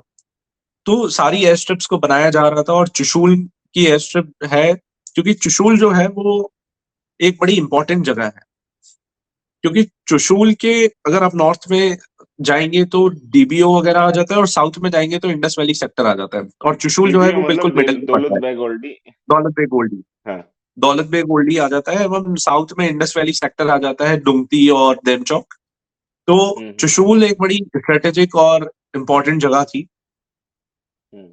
और वहां पर होता ये है कि शुरू में जब 114 ब्रिगेड 1960 में वहां पर आती है लद्दाख में, लेह में, तो उस समय उसके अंडर में 3 बटालियंस होती हैं। दो रेगुलर, सॉरी, एक रेगुलर बटालियन 100 गुरखा राइफल्स, और एक दो इरेगुलर जो है मिलिशिया बटालियंस होती है। तो 7 जैक मिलिशिया एवं 14 जैक मिलिशिया ऑलरेडी उस एरिया में डिप्लॉयड थी। 7 जैक मिलिशिया तो खैर लोकल लद्दाखीज उसमें थे, तो उनका डिप्लॉयमेंट वहीं पर था। तो मिलिशिया 7 जैक मोटे तौर मिलिशिया पे जो है, आपको, जैसे हमारे जो दर्शक नहीं जानते उनको थोड़ा सा समझा दें, तो मिलिशिया सामान्य तौर पे नागरिकों से बनी हुई फौज है, मतलब इनरेगुलर जो हाँ, जो ऐसे ऐसे लड़ाके जो रेगुलर जो फौज के खांचे में नहीं होते हैं, और लेकिन हथियारबंद होते हैं, उनको हथियार चलाने की ट्रेनिंग होती है, तो वैसी फोर्सेस को मिलिशिया कहा जाता है। ये बहुत कॉमन प्रैक्टिस रही है, मतलब तमाम फोर्सेस की, जो बॉर्डर इलाके के जो लोग रहने वाले हैं, जो उस टेरेन को जानते हैं, उनको हथियार बंद करके युद्ध के समय में जो है उनसे मदद लेने के लिए। तो ये जैक मिलिशिया जो है, 7 जैक मिलिशिया मतलब जम्मू एंड कश्मीर मिलिशिया जो थी, उसकी एक बटालियन, और 8 जैक मिलिशिया, दो 14 14। 14 जैक मिलिशिया, दो पहले से वहां पे जो है तैनात थी, डिप्लॉयड। हाँ। जब मैं बीच सो बीच में इस किस्म के इंटरवेंशन करूंगा, आप थोड़ा सा बुरा मत मानिएगा, क्योंकि मेरे को आपके नहीं नहीं, साथ साथ जो बिल्कुल है नहीं। अपने दर्शकों की भी थोड़ी चिंता है कि वो, क्योंकि हम लोग तो क्या है, इसी, ये हमारा ओढ़ना बिछौना है कि हम लोग जो है आर्मी ऑपरेशन इंटेलिजेंस इन सभी चीजों की बात करते हैं, तो हमारी वोकेबलरी उसी हिसाब से ढल गई है, हमको अलग लगता भी नहीं। लेकिन जो हमारे दर्शक बिल्कुल देख रहे बिल्कुल। हैं उनके लिए थोड़ा सा जो है मुश्किल हो जाता है चीजें समझना। तो मैं बीच बीच में इस तरीके के इंटरवेंशन करूंगा ताकि जो है चीजें जो है आसानी से जो हमारे दर्शक देख रहे हैं उनको समझ में आ सके। हाँ, तो आप बिल्कुल। कह रहे थे कि हाँ। सो मिलिशिया 14 जैक मिलिशिया जो थी वो चुशूल के ऊपर वाले हिस्से की निगरानी में थी, दौलत बेग ओल्डी वाले इलाके में। वन एट गोरखा राइफल्स जो है वो चुशूल के इलाके में तैनात थी, चुशूल सेक्टर में। और जो सेवन जैक मिलिशिया है वो सदर्न लद्दाख में उसका डिप्लॉयमेंट था, डुंगती और देनचौक वाले इलाके में। सो ये डिप्लॉयमेंट जो है अब तक सिर्फ माउंटेनस ट्रुप्स का था, जो पहाड़ी क्षेत्र से आते थे। जैसे सेवन जैक मिलिशिया है उसमें काफी लद्दाख के ट्रुप्स थे, और 14 जैक मिलिशिया में लद्दाख एवं कश्मीर के ट्रुप्स थे। और गोरखास जो थे वो नेपाल और भारत के पहाड़ी क्षेत्रों से आते थे। तो आर्मी और गवर्नमेंट ने सोचा कि क्यों ना हम प्लेन्स के ट्रुप्स को भी वहां पर भेज के देखें। तो पहले फर्स्ट असम को भेजने की बात की गई थी, परंतु इन्हीं कारणों से वो कंफर्म नहीं हो पाया, उनका जाना पॉसिबल नहीं हो पाया। तो 5 जाट को चूज किया गया, हैंड पिक किया गया। 5 जाट उन दिनों उरी में तैनात थी, और 5 जाट को अ, काफी इंस्टेंट ऑर्डर्स पे वहां से मूव किया गया, और 5 जाट को भेजा जाता है ले। उनकी एक कंपनी बाय रोड ले आती है, बाकी की कंपनीज को बाय एयरलिफ्ट करके ले, थॉइस अलग अलग इलाकों में उनको पहुंचाया जाता है। तो 5 जाट को इसलिए लाया जाता है कि वो रिलीव करे वन एट गुरखास को कुछ उनकी लोकेशन से, ताकि वन एट गुरखा जो है वो एक जगह कंसंट्रेट होकर दूसरी जगहों पर पोस्ट बना पाए, फॉरवर्ड पोस्ट जो है। तो 5 जाट जो है वो वन एट गुरखास को गलवान में रिलीव करती है, फोबरांग के कुछ इलाकों में, और हॉट स्प्रिंग्स के पोस्ट पर उनको रिलीव करती है। वहीं चार्ली कंपनी जो है 5 जाट की, उसे 14 जैक मिलिशिया के अंडर दौलत बेग ओल्डी में पोस्ट किया जाता है। तो वन एट गोरखा राइफल्स जो है उन्होंने कुछ महीनों पहले ही फरवरी 1962 में एक सेक्शन पोस्ट बनाई होती है रिजांगला पर, 10 लोगों की। और वहां से वो लोग जो है सिर्फ 10 लोग उस इतने बड़े फीचर, जो कि 3 किलोमीटर बाय 2 किलोमीटर का लंबा एक फीचर है, उस पे सिर्फ 10 लोग बैठकर वहां अपनी प्रेजेंस शो कर रहे हैं कि ये भारतीय जमीन है। उसके बाद होता यह है कि मई 1962 में जब 5 जाट आ जाती है, तो 7 जैक मिलिशिया का एक प्लेटून आता है, और वो गुरखास को जो है, क्योंकि गुरखास दूसरी जगह अपनी पोस्ट बना रहे हैं, तो उस पोस्ट पे 7 जैक मिलिशिया के प्लेटून को तैनात किया जाता है। तो अगर हम देखें तो मैन पावर के रूप में यहाँ स्ट्रेंथ बड़ी है, 10 से हमने वहां 30 लोग कर दिए हैं। और उसके बाद गुरखास जो है सिरजाप में पोस्ट बनाते हैं, गुरुंग हिल पर पोस्ट बनाते हैं, तो इस तरह की मगर हिल पर पोस्ट बनाते हैं, तो अलग अलग वो पोस्ट बनाते हैं। उसके बाद होता यह है कि सितंबर के महीने में चीन जो है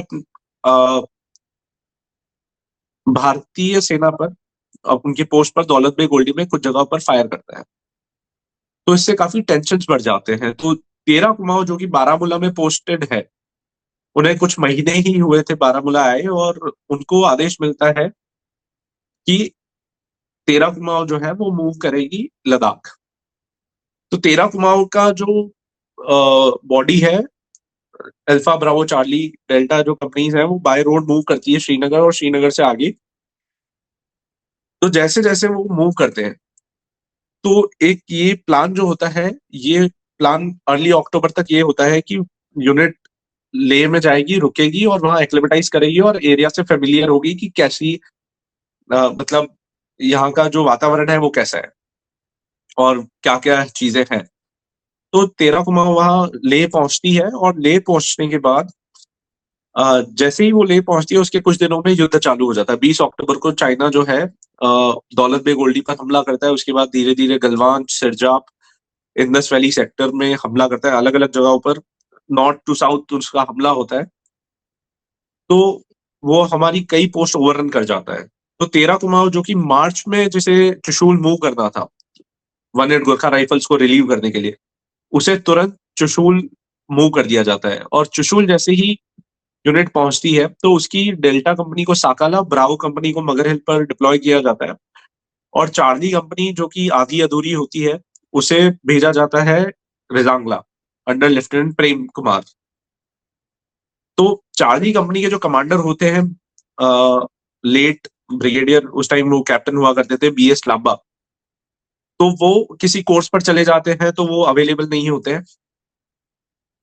मतलब लड़ाई शुरू होने से पहले ही वो कोर्स पर चले जाते हैं, तो कंपनी की कमांड, कंपनी 2 IC जो थे लेफ्टिनेंट प्रेम कुमार, उनके हाथों में होती है। वो कंपनी को ले जाते हैं। तो जो एक प्लाटून था, जो सबसे पहले एक सेक्शन था रिजांगला पे, उसे प्लाटून से रिप्लेस किया गया था। प्लाटून को एक कंपनी से रिप्लेस किया जाता है।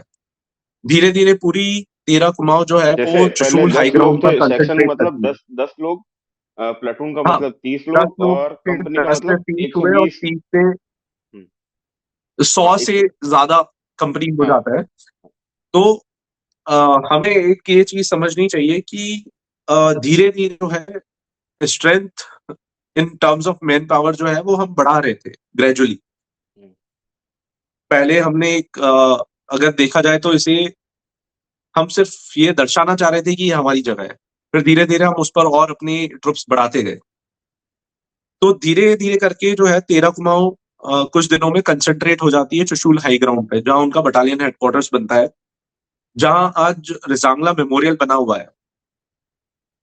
वहां पर उनका बटालियन हेडक्वार्टर्स होता है उसके आसपास। और वहां पर यूनिट जो है अ, और जो मेजर शतान सिंह है वो 13 कुमाऊं के क्वार्टर मास्टर होते हैं, और rear company, sorry, rear party के ओसी भी होते हैं। तो वो होते हैं बारामूला में। बारामूला से वो श्रीनगर आते हैं अपनी ड्यूटीज हैंडओवर करके, और श्रीनगर से उनकी जो रियर पार्टी है उसको लेकर वो चुशूल पहुंचते हैं करीब 30 अक्टूबर के आसपास। और उसके बाद वो अपनी क्वार्टर, उनको ऊपर से ऑर्डर मिलता है अपने सीईओ से कि आप अपनी क्वार्टर मास्टर ड्यूटीज जो है कैप्टन गुरदीप सिंह को हैंडओवर करें, और आप Rezang La as a company commander जाएं। तो वो पहली बार 13 कुमाऊं में एक कंपनी कमांड करते हैं, और वो भी चुशूल में। तो उन्हें चुशूल से रिजांगला भेजा जाता है। रिजांगला जो है बटालियन हेडक्वार्टर जहां था, उससे करीब 4 से 5 घंटे की चढ़ाई है। उस जमाने में इतना चलना पड़ता था वहां पर रिजांगला टॉप पर पहुंचने के लिए। तो मेजर शतान सिंह अपने साथ कुछ सैनिकों को लेकर रिजांगला पहुंचते हैं। और मेरा जो इंटरेक्शन ब्रिगेडियर प्रेम कुमार से रहा है, उसमें उन्होंने बताया है कि ब्रिगेडियर, सॉरी, मेजर शतान सिंह जो है वो काफी टेक्टिकली साउंड कमांडर थे। उन्होंने कई कोर्सेज कर रखे थे, मोर्टार, इंटेलिजेंस, मशीन गन से रिलेटेड, एवं ये जूनियर कमांड। सो सारे इन्होंने जो कोर्स कर रखे थे, इनका बड़ा रेलेवेंस मुझे नजर आता है रिजांगला की लड़ाई में। और मेजर शतान सिंह के साथ एक बेनिफिट ये था कि वो पूरी 13 कुमाऊं में ऐसे इकलौते ऑफिसर थे जिन्होंने इससे पहले लद्दाख में एक टेन्योर काटा था। कट्टा जो है कि उनके मैंने लिए अपने फेमिलियर। इंटरव्यू की शुरुआत में बताया था। द्रास में उन्होंने कोटा उमेर इन्फेंट्री के साथ 1947-48 के युद्ध के तुरंत बाद वो द्रास में पोस्टेड हुए थे। तो वहां पर माहौल काफी हॉस्टाइल था 1948-49 में। जब वो वहां पर थे 49 में, तो बड़ा हॉस्टाइल माहौल था, बड़ी लॉन्ग रेंज पेट्रोलिंग चलती थी और काफी कुछ होता था। इवन वहां पर मतलब सीज फायर वायलेशंस होते थे। तो उन्हें एक अंदाजा था कि माउंटेन वॉरफेयर किस तरह की चीज है। तो और उन्हें उस ठंड की भी आदत थी, और उन्हें पता था कि हमें डिफेंसेस किस तरीके से यहाँ पर लेने हैं। क्योंकि एज ए यंग ऑफिसर उनका जो पहला टेन्योर था, तो वहां पर उन्हें काफी कुछ सीखने को मिला था लद्दाख में, द्रास में। तो अब रेजांगला जो है उनके लिए दूसरों के कंपैरिजन में थोड़ा आसान था। और रेजांगला में चार्ली कंपनी के साथ बटालियन का एक motor section, 3 inch motor section भी था। 3 इंच मोटार एक बटालियन वेपन होता है। हर कंपनी के पास 3 इंच मोटार नहीं होता, हर कंपनी के पास 2 इंच मोटार्स होते हैं। तो रिजांगला को जो है आर्टिलरी सपोर्ट नहीं मिला था, क्योंकि जो एक एप्रिसिएशन था वो ये था, इसे काफी हिस्टोरियंस ने भी कवर किया है अपनी किताब में, कि जो एप्रिसिएशन था वो ये था कि अटैक जो होगा वो होगा स्पांगर गैप से। स्पांगर गैप करीब 2-2.5 किलोमीटर चौड़ा एक गैप है मगर हिल और गुरुंग हिल के बीच में। और हमारी एक कंपनी बैठी थी गुरुंग हिल पे, वन एट गुरखा राइफल्स की ब्रावो कंपनी। चार्ली कंपनी उनकी जो वन एट गुरखास की है वो बैठी थी स्पांगर गैप में। और 13 कुमाऊं की और ब्रावो और डेल्टा कंपनी जो है वो बैठी थी मगर हिल और पॉ हिल पे। मगर हिल और पॉ हिल नेबरिंग फीचर्स है, तो उस पे पूरा उन्होंने डोमिनेट कर रखा था स्पांगर गैप को। और जितना आर्टिलरी और आर्मर्ड सपोर्ट था वो इन चारों कंपनीज के लिए ही डेडिकेट किया गया था, क्योंकि वो सबसे वल्नरेबल जगह क्योंकि थी। हमारा हमारा जो ये मानना था कि पांगर गैप से ही जो है अटैक आएगा, तो वहां पे डिफेंसेस जो है हाँ हमने सबसे मजबूत कर रखे। अच्छा, आर्टिलरी सपोर्ट जो है, मैं अपने व्यूअर्स को, हम अपने दर्शकों को बता दूं, जनरली होता क्या है कि जैसा आप मोर्चा लगाते हैं तो उस मोर्चे की रक्षा में पीछे एक तोपखाना लगता है, और तोपखाने की रेंज जो है सामान्य तौर पे 30 से 40 किलोमीटर तक तोपखाने की मार होती है। तो जब आपके ऊपर एडवांस हो रहा होता है, जब दुश्मन आपके ऊपर हमला कर रहा होता है, तो तोपखाने के को जो है आप कोऑर्डिनेट देते हैं कि यहाँ से हमला आ रहा है, तो सबसे पहले जो है तोपखाना जो है आपके ऊपर जो आ रहे हमले को है उसको रोकने का प्रयास करता है। तो इसको कहते हैं आर्टिलरी कवर। और 3 इंच मोर्टार मोर्टार जो है वो इनको दिया गया था, चार्ली कंपनी को, जो 13 कुमाऊं की थी, इसलिए क्योंकि उनके पास में आर्टिलरी कवर नहीं था। तो ये दो बातें जो है वो थोड़ा सा हम समझ लेते हैं। और इन्होंने अभी जैसे जय ने समझाया आपको कि पांगर गैप के ऊपर और उस जो गुरांग हिल वाला जो पूरा इलाका है, जहाँ पे हमने ये उम्मीद की थी कि जहाँ से चीनी हमला करेंगे, उस जगह को हमने ज्यादा मजबूती दी। चुसूल का जो मोर्चा था, वहां पे हमको उम्मीद नहीं थी कि वहां से हमला होगा, तो उसको हमने जो है थोड़ा सा कम मजबूती के साथ में रोका हुआ था। हाँ, जय तो आगे आप बताइए। हाँ, जांगला जो है उस पे हमने 3 इंच मोर्टार के साथ 1000 बॉम्ब्स दिए थे। और दूसरी जगहों पर जो है 13 फील्ड रेजिमेंट की 3-6 बैटरी जो थी, उसकी गन्स का सपोर्ट था मगर हिल और स्पांगर गैप और गुरुंग हिल पे। और 20 लांसर्स के टैंक्स वहां पर तैनात थे धन्यवाद। गुरुंग हिल और स्पांगर गैप की प्रोटेक्शन के लिए। तो होता यूं है कि मेजर शतान Singh being the sound technician, वो सबसे पहले जाकर, जो मुझे ब्रिगेडियर प्रेम कुमार ने बताया था कि उन्होंने सबसे पहले मोर्टार जो है उसकी लोकेशन चेंज की और उसको उन्होंने अपने हिसाब से जहां भी उन्हें लोकेशन सूटेबल लगी वहां सेट किया। और उन्होंने फिर अपनी कंपनी को डिफेंसेस बनाने के लिए एलपीज लगाने, लिसनिंग पोस्ट जिसको बोलते हैं, जो एनिमी एक्टिविटी को ऑब्जर्व करता है आगे। ऑब्जर्व करता है मतलब जो पहले। कंपनी की लोकेशन है उससे कुछ आगे जो एक लोकेशन होती है, वहां पर कुछ एक या दो या तीन जो ग्रुप है वो बैठ के वहां से नजर देखते हैं बनाने और के लिए सुनते हैं आगे, कि आप जिसको सामान्य हाँ, तौर पर कह दीजिए संतरी पोस्ट, जो आपके संतरी को घेर, कह सकते हैं, बिल्कुल। हाँ, घेरे को जो है आपके का जो डिप्लॉयमेंट का सबसे जो बाहरी घेरा होता है, जो कि जिसका काम ये होता है कि दुश्मन की क्या मूवमेंट हो रही है, वो कहाँ जा रहा है, कुछ बिल्डअप बन रहा है, कुछ अटैक होने वाला है, इस पे नजर बना के। तो हाँ ये तो इसको लिसनिंग पोस्ट कहा जाता है आर्मी टर्मिनोलॉजी में, टिपिकल जो आर्मी टर्मिनोलॉजी है उसमें। हाँ, तो तो मेजर शतान सिंह कुछ दिनों में ये सारी चीजें स्टैब्लिश करते हैं। और अ, इस कुछ टाइम में जो है चाइनीज एक्टिविटी भी अपोजिट जो हमारे टेरेन है वहां पर बढ़ती है, परंतु कोई ऐसा हॉस्टाइल एक्टिविटी देखने को नहीं मिलता है कि कुछ एम्बुश हो गया या कुछ अटैक हो गया। इसी बीच जो मेरे शतान सिंह के कलीग थे, जो मगर हिल पोस्ट कमांडर अभी भी जीवित हैं, ब्रिगेडियर रघुनाथ जटार, उस टाइम मेजर हुआ करते थे, उन्होंने बताया कि एक ओ ग्रुप मीटिंग हुई थी, यानी बटालियन में ऑफिसर्स की मीटिंग होती है, सारे कंपनी कमांडर्स और दूसरे ऑफिसर्स की। तो उस मीटिंग में मेजर शतान सिंह जो है वो अपनी आवाज ऊंची करते हैं और कंपनी अपने कमांडिंग ऑफिसर को बोलते हैं कि सर मुझे अपने डिफेंसेस बढ़ाने हैं, मतलब मुझे अपने डिफेंसेस और मजबूत करने हैं और मुझे और असला बारूद चाहिए।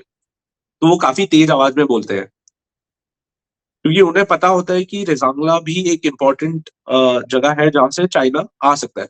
परंतु जो अप्रिसिएशन होता है हायर हेडक्वार्टर्स का वो ये होता है कि रेजांगला जो है उस पर चाइना अटैक कर, जो उनके चांसेस है बहुत कम है, क्योंकि चाइनीज साइड से अगर रेजांगला पे चढ़ाई की जाए तो बहुत खड़ी चढ़ाई है हम्म, और बड़ी मुश्किल जगह है।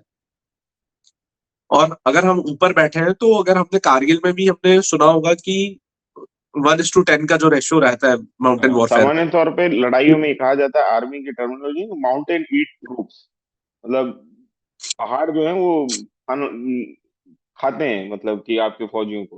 हाँ। अगर आप चढ़ाई कर रहे हैं, नीचे से ऊपर जा रहे हैं, तो इसका मतलब ये है कि सामान्य तौर पर कहा जाता है कि अगर ऊपर एक आदमी बैठा हुआ है तो वो 10 जो है नीचे से आ रहे सैनिकों को रोक सकता है। लेकिन जिस तरीके की हम टरेन की बात कर रहे हैं, वहां तो और भी मुश्किल हो जाती है चीज़। और रिजांगा जो है वो 16 से 17 हजार फीट की ऊंचाई पे है, तो चाइनीज के लिए और हमारे लिए भी बड़ा डिफिकल्ट हो जाता है ऊपर चढ़ना, क्योंकि आप थकते भी हैं और साथ में वहां की जो हवा है लद्दाख की, वो हड्डियों को कपा देने वाली हवा होती है। तो अगर वहां पर कोई अटैक कर रहा है तो उसके लिए चढ़ना और काफी, क्योंकि आप चढ़ाई अगर कर रहे हैं अटैक करने के लिए, तो आपको काफी स्पीड से वहां पर चढ़ाई करनी पड़ेगी, जो कि बड़ा मुश्किल हो जाता है, क्योंकि ऑल्टीट्यूड सिकनेस और काफी अलग अलग तरह की परेशानी दुश्मन को भी उसको सामना करना पड़ सकता है। तो वहां पर अटैक होने के चांसेस बड़े कम लगते हैं हमें, और हम कंटिन्यूअसली अपने जो गुरुंग हिल, मगर हिल, स्पंगर गैप के जो है डिफेंसेस को प्रिपेयर करते हैं। और यहाँ पर हम, जब मेजर शतान सिंह जो है वो, एक चीज और मैं बताना चाहूंगा, मेजर शतान सिंह जो है वो जब rear company command, sorry, rear party OC होते हैं, तो वो उन्होंने छुट्टी के लिए अप्लाई कर रखा होता है काफी पहले से, सितंबर के महीने से, और उनकी छुट्टी डिले होती जाती है, और उनकी छुट्टी इतनी डिले हो जाती है कि लड़ाई चालू हो जाती है। तो जो कमांडिंग ऑफिसर है उनकी छुट्टी को डिले करते करते कैंसिल कर देते हैं, और फिर मेजर शतान सिंह श्रीनगर से लद्दाख, और लद्दाख में चुशूल में पहुंच जाते हैं। तो चुशूल में उनको एक लेटर आता है अपने यहाँ पे जय एक दोस्त छोटा सा के। इंटरवेंशन में और करना चाहता हूँ। बिल्कुल। जो हमारे दर्शक जो फेमिलियर नहीं है, तो दोस्त फौजी अगर आपस में कहीं पे भी मिलते हैं तो वो उनका कन्वर्सेशन, जो हम लोग स्मॉल टॉक कहते हैं, वो ये नहीं होता है कि मौसम कैसा है या सर्दी बढ़ गई या गर्मी बढ़ गई। उनका स्मॉल टॉक यही होता है, छुट्टी आ गए, छुट्टी चले गए, छुट्टी कब जाना है। तो फौजियों के बीच में बड़ा मतलब छुट्टी बहुत सेंटिमेंटल चीज है। मतलब आपसे कोई, अगर आप बता रहे हैं कि फौज में किसी को कि आप भी फौज में हैं, आप ही के यूनिट का कोई बंदा है, तो वो आपसे सीधा ये पूछेगा छुट्टी आ गए, छुट्टी से कब आए, छुट्टी कब जाना है, छुट्टी को लेके बड़ा वो बिल्कुल। रहता है। तो ऐसे में किसी फौजी की अगर छुट्टी, वो भी खासतौर पे राजस्थान से, और कहाँ चुशूल में बैठा हुआ अगर कोई आर्मी का अफसर है या आर्मी का जवान है, उसकी छुट्टी कैंसिल होना अपने आप में, मतलब वो थोड़ा सा बिल्कुल। उसकी सेंटिमेंटल वैल्यू बहुत ज्यादा होती है। और वो लगातार टलती चली जाए तो उसका एक अलग किस्म का मानसिक दबाव जो है वो आ जाता है आदमी के ऊपर। तो इसमें मैं एक चीज और ऐड करना चाहूंगा, जो मेजर शतान सिंह है वो अ, दिवाली मनाने वाले होते हैं अपने परिवार के साथ। वो उस साल दिवाली थी 26 अक्टूबर की, और उनकी छुट्टी जो है कैंसिल होती जाती है, और वो यहाँ तक कि श्रीनगर में बाजार से शॉल वगैरह और काफी कुछ गिफ्ट्स अपने परिवार के लिए लेके आए होते हैं।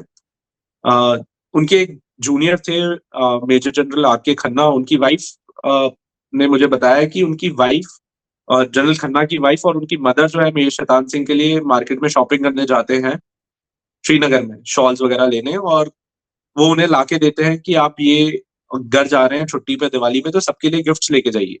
हम्म।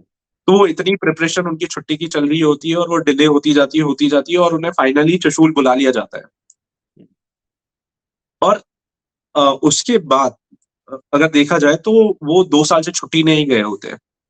उसके बाद उनको एक अपना उनका दोस्त लेटर लिखता है कि आप छुट्टी नहीं आए, मतलब हम्म। क्या बात हो गई, आप दिवाली पे नहीं आए, आप आने वाले थे, और उस तरह की चीज। तो उसमें मेजर शतान सिंह रिप्लाई करते हैं कि आ, मतलब अंग्रेजी में उनका लेटर होता है, उसमें मैं आपको अपनी किताब में से पढ़ के वो लेटर सुनाता हूँ, काफी उन्होंने बड़ा अच्छा लेटर वो लिखा था। ये लिखा है, you are quite correct in your assumption regarding my leave. Don't worry, it is not that important. I sh- I shall have no regrets if I do not get leave. Duty comes first, always and every time. So 2 साल से अगर एक इंसान अपने घर नहीं गया, उसने अपने बच्चे को नहीं देखा या अपनी वाइफ को नहीं देखा, उसके बाद भी वो ये लिख रहा है कि duty comes first, always and every time. तो ये एक बड़ी बड़ी बात है, क्योंकि उन्हें पता है कि युद्ध का माहौल चल रहा है। और वो उसके बाद जब ये सिर्फ, ओ ग्रुप मीटिंग। मतलब इसमें क्योंकि हम दोनों राजस्थान से हैं, तो इसमें मैं थोड़ा सा इस चीज में भी थोड़ा सा, अ, आप कह लीजिए कि प्राउड फील करता हूँ, या इस तरीके की चीजें कि परवरिश दरअसल उस इलाके में इसी तरीके की होती है कि जो ड्यूटी है, बिल्कुल। जो जो आपका काम है वो आपके लिए सबसे पहले है। उसके बाद खासतौर पे जो आर्म्ड फोर्सेस की सर्विसेज में है, जो आर्मी में है, जो सोल्जर है, उनका रिटायरमेंट के बाद में भी उनकी समाज में इज्जत जो है वो अलग किस्म की होती है। और जब वो सर्व कर रहे होते हैं तो हमारे यहाँ तो एक दोहा ही है कि इला न देनी आपने माँ हालरिए हुलराय, पूछ सिखावे पालने मरण बढ़ाई में। मतलब अपनी जमीन जो है वो नहीं देनी, ये तो माँ बच्चे को पालने में जब होता है तब से सिखाना शुरू कर देती है। और मतलब अगर उसके लिए मरना भी पड़ जाए, मतलब अपनी अपनी लैंड, बिल्कुल। अपनी मातृभूमि, अपनी जमीन के लिए, तो उसमें उससे बड़ी कुछ अच्छी बात हो ही नहीं सकती। तो ये इस किस्म की जो है तरबियत जो है उस पूरे के पूरे इलाके में लोगों को बचपन से ही होती है। ये बहुत असामान्य जो है घटनाक्रम किसी के लिए नहीं है। मतलब खासतौर पे जो उन इलाकों से आ रहे हैं और जिनके एक परिवार में एक फौजी बैकग्राउंड है, फौजी मिलिट्री हिस्ट्री रही है, उन परिवारों के लिए बहुत नॉर्मल ये सिचुएशन होती है। छुट्टी नहीं जाना किसी बिल्कुल। भी फौजी के लिए सबसे बड़ा मतलब इमोशनल बैगेज होता है। और खासतौर पे त्योहार के दौर में आप घर पे ना पहुंच पाए तो ये बहुत इमोशनल बैगेज होता है। लेकिन ड्यूटी तो सबसे पहले आती ही है। तो उसके बाद जब ओ ग्रुप मीटिंग जब होती है, उसके बाद मेजर शतान सिंह, जैसे मैंने बताया था, वो ऊंची आवाज में अपने सीईओ से बात करते हैं और सीईओ उन्हें फिर रिप्लाई में ऊंची आवाज में चुप करा देते हैं। तो मेजर शतान सिंह इतने हम्बल और इतने जेंटलमैन किस्म के इंसान थे कि वो पर्सनली हर ऑफिसर के पास जाते हैं और उसे सॉरी बोलते हैं और कहते हैं कि मेरे कारण मीटिंग का माहौल खराब हुआ। तो उन्होंने अपने दोस्त जो है ब्रिगेडियर जटार को ये बोला था, उस टाइम मेजर जटार को ये बोला कि मुझे नहीं लगता कि मैं वापस लौट कर आऊंगा। तो ये एक बड़ी चीज थी। ब्रिगेडियर जटार ने शायद उस समय इसे गौर से नहीं सोचा होगा। और जब 13 नवंबर को वो अपना लास्ट लेटर लिखते हैं, उसमें भी कुछ इसी तरीके से लिखते हैं कि I am in absolutely high spirits. वो अपने परिवार में ये लेटर लिखते हैं। और 17 नवंबर को शाम को उनकी बात होती है 13 कुमाऊं के एडजुटेंट जनरल, उस टाइम मेजर होते हैं, सॉरी कैप्टन होते हैं, डीडी सकलानी, बाद में वो लेफ्टिनेंट जनरल से रिटायर हुए। तो उनसे फोन पे बात होती है और लेफ्टिनेंट जनरल सकलानी और मेजर शतान सिंह बड़े अच्छे दोस्त होते हैं। जनरल सकलानी उनको बड़ा भाई माना करते थे। मैंने उनके लेटर्स भी पढ़े हैं, तो उसमें वो जिस तरीके स्नेह से वो बात करते हैं मेजर शतान सिंह से उन लेटर्स में, तो वो एक अलग ही चीज है। वो बड़े अच्छे दोस्त हुआ करते थे। तो मेजर शतान सिंह जो है, क्योंकि वो छुट्टी नहीं गए थे, तो उनके पास एक लेटर आता है, उसमें कहीं मेंशन होता है कि आप छुट्टी नहीं आए। तो यहाँ जोधपुर में अफवाह उड़ गई है कि मेजर शैतान सिंह जो है वो 1962 की लड़ाई में शहीद हो गए हैं। ये 17 नवंबर की बात है। बात है, हाँ। और दोनों दोस्त इस बात पर हंसते हैं फोन पे। और ये जनरल सकलानी या किसी भी अन्य अधिकारी का 13 कुमाऊं में से ये मेजर शैतान सिंह से लास्ट इंटरेक्शन होता है। जनरल सकलानी जो है रात को 10 बजे वापस फोन करते हैं मेजर शैतान सिंह को, बट तब तक मेजर शैतान सिंह जो है वो सो चुके होते हैं। और हमें कोई उम्मीद नहीं थी, ऐसे हम एक्सपेक्ट नहीं कर रहे थे कि आज हमला होगा या कल हमला होगा, क्योंकि वो वहां पर हर दिन ऐसा था कि आज हमला हो सकता है। तो किसी भी उसके पल। बाद होता यह है कि किसी भी पल कुछ भी हो सकता है, क्योंकि माहौल ऐसा था। तो जी अब चलते हैं 18 नवंबर 1962 की उस लड़ाई की तरफ, जिसको भारतीय सेना के इतिहास में और दुनिया के इतिहास में भी एक सबसे बिल्कुल। बहादुराना जो लास्ट स्टैंड है उनमें उसकी शुमार है, उसको काउंट किया जाता है। तो 18 नवंबर के दिन क्या हुआ था, कैसे लड़ाई की शुरुआत हुई थी, और सारे तफसीलात जो हैं, सारी डिटेल आप हमारे साथ शेयर करिए। सो अब तक जैसे कि मैं आपको बता रहा था कि रिजांगला उतना वल्नरेबल नहीं था, पर अब एक सवाल आएगा कि रिजांगला पर ही हमला क्यों हुआ। तो हमला जो हुआ 18 नवंबर की सुबह, वो हुआ रिजांगला पर और गुरुंग हिल पर। तो रिजांगला पर हमला इसलिए हुआ, इसके लिए हमें चाइनीज पर्सपेक्टिव को भी समझना पड़ेगा, क्योंकि 3 पोस्ट जो है वो एक ही लाइन में आती है। 4 पोस्ट, सॉरी, गुरुंग हिल, स्पंगर गैप, मगर हिल और रिजांगला। तो इस पर मगर हिल पर हमला नहीं हुआ और गुरुंग हिल पर हमला हुआ और रिजांगला पर हमला हुआ। तो चाइनीज पर्सपेक्टिव ये है कि उनकी जो 1959 की क्लेम लाइन है, उस पर जो कोई पोस्ट आती थी उस पर उन्होंने हमला किया है। ये चाइनीज पैटर्न लद्दाख और नेफा में हर जगह देखा गया। चाहे आप नामकाचू ले लीजिए, चाहे आप बलौंग ले लीजिए, या आप दौलत बेग ओल्डी गलवान, जो भी पोस्ट है आप सब ले लीजिए, सब फॉरवर्ड पोस्ट जो नए डिप्लॉयमेंट्स थे वहीं हमला हुआ। तो लद्दाख में रिजांगला पर इसलिए हमला हुआ क्योंकि वो जो पोस्ट है वो चाइनीज क्लेम लाइन पर आती थी। तो उस जो अटैक हुआ सुबह, चाइनीज जो है 18 नवंबर की अर्ली मॉर्निंग 3 या 4 बजे रिजांगला के नीचे इकट्ठा होने लगे, असेंबल होने लगे, और जो 7 प्लेटून जो था उसके लिसनिंग पोस्ट ने और 8 प्लेटून के लिसनिंग पोस्ट ने चाइनीज एक्टिविटी को देखा, ऑब्जर्व किया, और उन्होंने अपने रेस्पेक्टिव सेक्शन कमांडर्स और प्लेटून्स में इन्फॉर्म किया कि इस तरीके से चाइनीज जो है वो असेंबल हो रहे हैं। बिकॉज 7 प्लेटून और 8 प्लेटून जो है वो दोनों फ्लैंक्स पर थे, दोनों साइड्स पर थे रिजांगला के। 9 प्लेटून जो था वो बिल्कुल सामने था, उसके पीछे कंपनी हेडक्वार्टर्स और मोर्टार सेक्शन था। तो इस तरीके से रिजांगला में डिफेंसेस बने थे। तो जो सबसे पहला हमला होता है वो 8 प्लेटून की तरफ, सॉरी 7 प्लेटून की तरफ होता है, फिर 8 प्लेटून की तरफ, दोनों तरफ फ्रंटल अटैक्स होता है। और फ्रंटल अटैक से पहले जो चाइनीज का एक पैटर्न था वो था हैवी बॉम्बार्डमेंट, आर्टिलरी और मोटर से शेलिंग। तो चाइनीज वो शेलिंग करते हैं और उसके बाद उनकी इन्फेंट्री जो है दोनों प्लेटून्स पे अटैक करती है। तो माउंटेन वॉरफेयर में एक जो 1:10 का रेशो है उससे वो अटैक करते हैं। परंतु इतनी ऊंचाई पर रिजांगला का होना और वहां पर एक प्लेटून का बैठे होना विद एलएमजीज, खैर हमारे पास सिंगल शॉट जो 303 राइफल्स थी वो थी और एलएमजीज थी।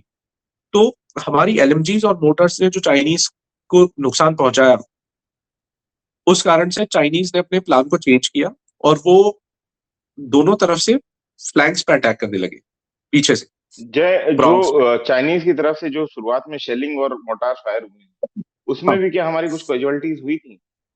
बिल्कुल, हमारी उसमें भी काफी कैजुअलिटीज हुई थी, काफी हमारे सोल्जर्स वुंडेड हुए थे। परंतु उतना डैमेज नहीं हो पाया था शुरू में।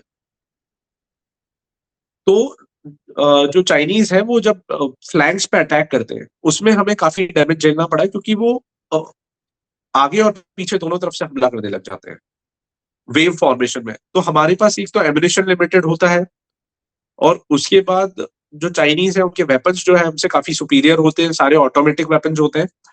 फिर क्या होता है कि चाइनीज जो है वो 7 और 8 प्लेटून को ओवररन करते हैं, और फिर वो बढ़ते हैं 9 प्लेटून कंपनी हेडक्वार्टर और मोटर सेक्शन के लिए। तो मेजर शैतान सिंह जो है अपने रेडियो ऑपरेटर को बोलते हैं कि वो जितने भी एसिड्स बचे हैं, जितने भी ट्रुप्स बचे हैं, जो कुछ बचा है उनको इकट्ठा करे और 9 प्लेटून और कंपनी हेडक्वार्टर के आसपास डिफेंस ले। सेंटर में डिफेंस के लिए, मतलब हाँ, फ्लैंक्स छोड़ के, क्योंकि हाँ। लास्ट वही इंटैक्ट बची थी सारी चीजें। तो 8 प्लेटून की तरफ से जो कि चाइनीज है वो अपनी मोर्टार लेके आते हैं, व्हील पैरों पे वो अपनी रिकॉइललेस गन लेके आ जाते हैं, हैवी मशीन गन्स ले आते हैं, मीडियम मशीन गन्स लेके आ जाते हैं। तो चाइनीज अपना जितना उनके पास असला बारूद था सब कुछ लेके पहुंच जाते हैं, क्योंकि उनके लिए ये ऑल आउट वाली एक सिचुएशन हो जाती है कि हमें सब ये पूरी फॉरवर्ड पोस्ट है इसको तबाह करना है। तो उनके पास जो कुछ अवेलेबल होता है वो सब ले आते हैं, और मेजर शैतान सिंह जो है वो अपने डिफेंसेस जो है बचे खुचे उनको असेंबल करने के लिए और उनको अपने ट्रुप्स को मोटिवेट करने के लिए एक जगह से दूसरी जगह जा रहे होते हैं। तो उन्हें अ, एक मशीन गन का बस्ट लगता है अपने पेट में, और वो इतना खतरनाक होता है कि उससे उनकी इंटेस्टाइन्स जो है वो बाहर निकल जाती है। पर मेजर शैतान सिंह उस समय उन्हें पता नहीं चलता, क्योंकि इतना एकदम टेंस माहौल होता है, हेट लड़ाई ऑफ चल रही है मोमेंट आपके। में जनरली आपको जितनी हाँ, चोट लगी होती है, एक बार आपको समझ में नहीं आता है कि आपको कितनी चोट तो लगी है। मेजर शैतान सिंह जो है वो दौड़ते दौड़ते गिर जाते हैं, क्योंकि इतना बड़ा उनका मतलब पूरे पेट में एक काफी बड़ा एक होल हो चुका होता है। तो वो गिर जाते हैं। तो उनके दो जवान होते हैं आसपास, जय नारायण और फूल सिंह। वो तुरंत मेजर शैतान सिंह को जो है वो ओपन एरिया से उठाते हैं और उन्हें कोशिश करते हैं कि उन्हें बचाया जाए। तो वो उन्हें एक बोल्डर के पीछे लेकर जाते हैं, वहां उन्हें बिठाते हैं और मेजर शैतान सिंह उनको आदेश देते हैं कि तुम अपनी जान बचाओ और बटालियन हेडक्वार्टर पहुंचो और वहां पर कमांडिंग ऑफिसर जो है उनको बताओ कि रिजांगला में किस तरीके से लास्ट मैन लास्ट राउंड की लड़ाई हुई। तो जय नारायण और फूल सिंह वहां से निकलते हैं। उसके बाद जो मेजर शैतान सिंह ने अपने रेडियो ऑपरेटर को भेजा था बचे खुचे लोगों को लाने, तो वो आते हैं और वो मेजर शैतान सिंह के पास रुकते हैं और उन्हें कहते हैं, अ, मतलब वो भी कोशिश करते हैं कि बचा लिया जाए, पर वो बहुत मुश्किल काम था उन्हें बचाना, वहां से लेकर जाना। मेजर शैतान सिंह अनकॉन्शियस होते जाते हैं धीरे धीरे और वो आदेश देते हैं अपने रेडियो ऑपरेटर को कि तुम भी यहाँ से अपनी जान बचाकर भाग जाओ। तो अपने रेडियो ऑपरेटर को वो वहां से रिजांगला से निकालते हैं। तब तक जो है चाइनीज जो हमारा 3 इंच मोटर सेक्शन है उसको ओवररन कर चुके होते हैं, 9 प्लेटून को ओवररन कर चुके होते हैं और टोटल 6 प्रिजनर्स वो वहां से ले जाते हैं रिजांगला से। तो 6 प्रिजनर में से एक हवलदार निहाल सिंह उस टाइम सिपाही थे, वो रात के अंधेरे में वहां से बचकर भाग के आ जाते हैं चाइनीज कैप्टिविटी से। एक हमारे सिपाही जो होते हैं उनकी चाइनीज कैप्टिविटी में मृत्यु हो जाती है क्योंकि वो रिजांगला में काफी सीरियसली वुंडेड हो जाते हैं। तो 4 जो हमारे पीओडब्ल्यूज होते हैं वो मई 1963 में चीन लौटाता है सारे दूसरे पीओडब्ल्यूज के साथ। तो जब रिजांगला पर हुआ ये कि ये सब लड़ाई हो गई, सब कुछ हो गया, हमारे जो जवान लड़ाई से बचकर आ गए थे वो पहुंच जाते हैं बटालियन हेडक्वार्टर और वहां से 3 महीने बाद, क्योंकि तब तक युद्ध का माहौल था, 18 नवंबर को ये लड़ाई हुई, 19 नवंबर तक गुरुंग हिल पर लड़ाई चल रही होती है। तो एक हम थोड़ा पीछे जाके और मजबूत डिफेंसेस लेते हैं चुशूल के पास, जो सेकंड लाइन होती है हमारी, वहां पर हम डिफेंस लेते हैं।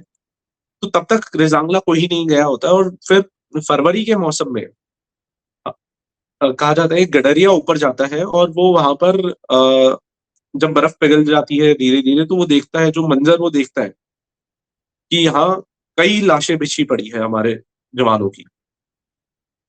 तो इंडियन आर्मी और रेड क्रॉस की टीम ऊपर जाती है फरवरी माह में, और वहां से फरवरी 1963 में ऊपर जाती है और वहां से वो बॉडीज कलेक्ट करते हैं। उन्हें total 97 bodies including major Shaitan Singh की डेड बॉडी वहां से रिकवर करते हैं। तो मेजर शैतान सिंह की जो डेड बॉडी मिली थी, अ, उस डेड बॉडी के लेफ्ट हैंड में, वो उनका लेफ्ट हैंड एक्सटेंडेड था और उस तरीके से एक देखा गया था कि उन्होंने जैसे किसी चीज का ट्रिगर दबा रखा हो, उस पोजीशन में उनकी डेड बॉडी वहां से मिली थी। मेजर शैतान सिंह की बॉडी को 18 फरवरी 1963 को जोधपुर में लाया जाता है, वहां उनका फुल मिलिट्री ऑनर के साथ अंतिम संस्कार होता है। और 15 फरवरी 1963 को जो बाकी की 96 डेड बॉडीज थी उनका क्रिमेशन चुशूल हाई ग्राउंड पे होता है, जहां आज रिजांगला मेमोरियल मेरा बना बना हुआ हुआ है, वहां पर उनका अंतिम संस्कार होता है। तो तो ये हम रिजांगला को जो है आइसोलेट करके नहीं देख सकते बैटल ऑफ चुशूल से। बैटल ऑफ चुशूल का एक बड़ा महत्वपूर्ण हिस्सा है बैटल ऑफ रिजांगला। जब तक हम ये नहीं समझेंगे कि बैटल ऑफ रिजांगला हुआ क्यों, तब तक हम उसकी इंपॉर्टेंस नहीं देख सकते। तो रिजांग और बहुत से लोग सवाल करते हैं कि चाइनीज रिजांगला से नीचे नहीं आए। तो चाइनीज ने अपना जो मोटिव था इंडियन फॉरवर्ड पोस्ट को डिस्ट्रॉय करने का वो कंप्लीट कर लिया था और उन्होंने वहां से ओवररन करके वो वहां से वापस पीछे हट गए थे, इसलिए वो आगे नहीं आ पाए। ये थी बैटल ऑफ रिजांगला की कहानी, जो कि हमने जय सामोता के जरिए जानी। आपने फिल्म देखी होगी, नहीं देखी होगी तो हम ज़रूर रिकमेंड करते हैं कि ये फिल्म आप ज़रूर देखिए। और हमने कोशिश की कि इस वीडियो में आपको फिल्म से इतर भी और जानकारियाँ दें, ताकि आप जो हैं इस बैटल ऑफ रिजांगला के बारे में, मेजर शैतान सिंह के बारे में और उन 120 बहादुर सैनिकों के बारे में जो आखिरी गोली और आखिरी आदमी तक अपने मोर्चे पर डटे रहे, उनके बारे में और जानें। आपको ये वीडियो कैसा लगा हमें कमेंट करके ज़रूर बताएं। मेरा नाम है विनय सुल्तान, कैमरे के पीछे इस वीडियो को शूट कर रहे थे मोहित। आपका न्यूज़ पेज देखने के लिए शुक्रिया।